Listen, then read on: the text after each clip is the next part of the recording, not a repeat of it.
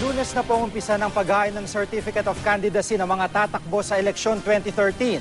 Ang oposisyon na United Nationalist Alliance o UNA, nag-anunsyo na ng mga pambato sa Senado. Pero ang Liberal Party ng administrasyon, wala pang pinal na lineup. Nakatutok si Chino Gaston.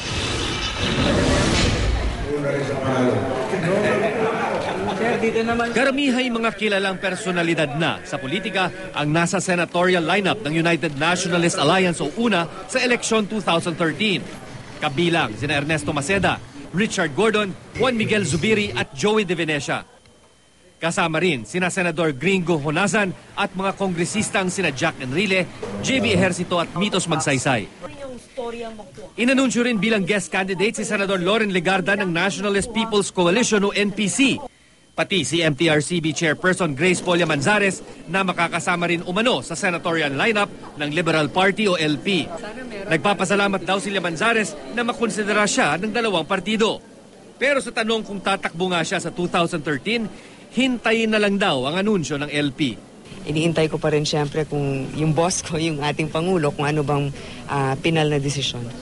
Pero noong nasa Russia ang Pangulo, sinabi na niyang sigurado na sa LP ticket si Manzares.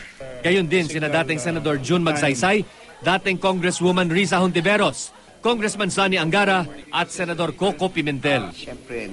Posible rin daw masama si Congressman Erin Tañada, ang pinsan ng Pangulo na si Bam Aquino, sina Justice Secretary Laila De Lima at dating Senador Jambi Madrigal. Umatras naman na sina DESDA Director General Joel Villanueva at Customs Commissioner Rufy Biazon. Hindi naman sinagot noon ng Pangulo kung kasama si Senador Chis Escudero na target ding gawing guest candidate ng UNA. Pero sabi ni Escudero, mananatili siyang independent. Inaasang lilinaw rin kung sino talaga ang mga kakandidato kapag nagpasahan na ng Certificate of Candidacy simula sa Lunes.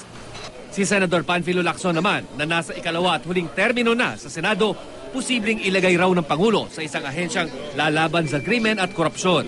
Ang last termer ding si Senador Kiko Pangilinan, sinasabing magiging presidential advisor pero nauna nang napabalita na mapupunta sa Department of Agriculture.